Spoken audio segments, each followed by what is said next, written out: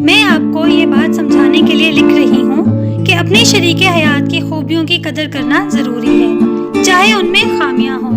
میری عمر 32 سال ہے۔ میرے سابق شوہر اور میں نے 6 سال تک ڈیٹ کی۔ ہم بہترین دوست تھے۔ میں نے انتظار کیا یہاں تک کہ اس نے کالج مکمل کر لیا اور کام شروع کر دیا۔ پھر میرے خاندان اور اس کے خاندان نے ملاقات کی۔ ہماری شادی ہوئی اور ہمارا ایک بیٹا ہوا جو اب 7 سال کا ہے۔ میرا شوہر کبھی کبھار غصے میں آ جاتا تھا، لیکن ہمارے مسائل تب شروع ہوئے جب میں نے اسے یہ محسوس کرانا چاہا کہ وہ مجھے کنٹرول نہیں کر سکتا۔ جب بھی ہم جھگڑتے، میں اپنا سامان باندھ کر اپنے خاندان کے پاس چلی جاتی اور انہیں صورتحال سمجھاتی۔ میری بہنیں میرے شوہر کو فون کرتی اور اس پر چیختی۔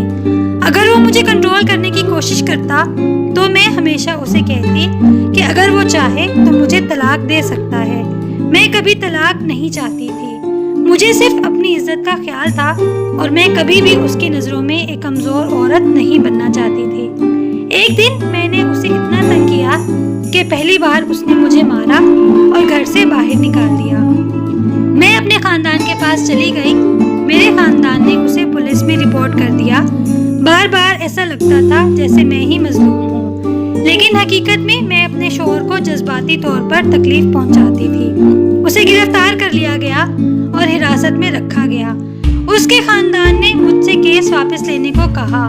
مجھے محسوس ہوا کہ میں غلط کر رہی ہوں۔ میرا شوہر کبھی بھی پرتشدد انسان نہیں تھا۔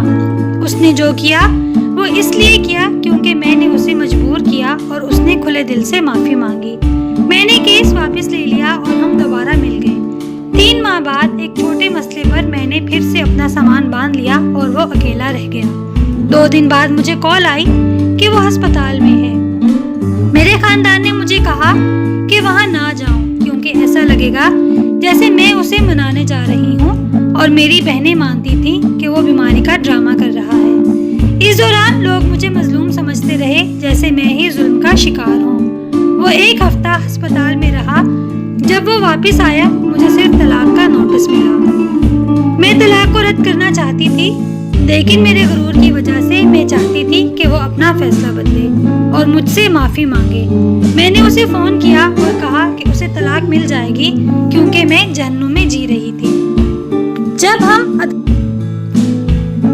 جب ہم عدالت گئے، میں چاہتی تھی کہ وہ قیمت چکائے، اس لیے میں نے عدالت سے کہا کہ اس کی جائیداد تقسیم کی جائے۔ میری حیرت کی بات یہ تھی کہ اس نے کھلے عام عدالت کو بتایا کہ جو کچھ بھی ہم نے اکٹھا حاصل کیا ہے وہ مجھے دیا جائے، اسے صرف طلاق چاہیے۔ ہم جولائی 2009 میں طلاق یافتہ ہو گئے۔ اب میرا شوہر شادی شدہ ہے جبکہ میں یہاں برباد ہو رہی ہوں۔ میرے خاندان والے میرے بارے میں چغلی کرتے ہیں۔ میں اپنی بقا کے لیے اپنے بیٹے کے لیے جو میرے سابق شوہر دیتا ہے اس پر انحصار کرتی ہوں۔ مجھے معلوم ہے کہ میں نے اپنی شادی برباد کی۔ میں یہاں تمام بیویوں کو بتا رہی ہوں کہ انہیں مشورہ لیتے وقت احتیاط کرنی چاہیے۔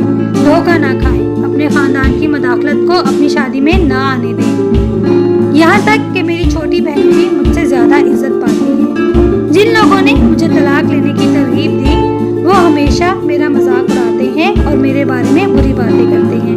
براہ کرم خواتین اپنی شادی میں چوکسی سے کام لیں۔ سوچا کہ اپنی کہانی شیئر کروں تاکہ آپ کی شادی بچ سکے۔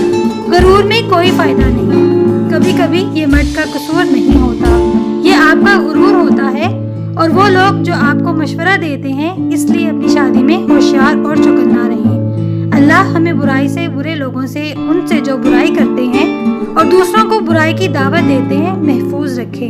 یا کریم آمین۔ اپنے دوستوں کے ساتھ شیئر کریں اور گھر کے لوگوں کے ساتھ بھی۔ جزاک اللہ۔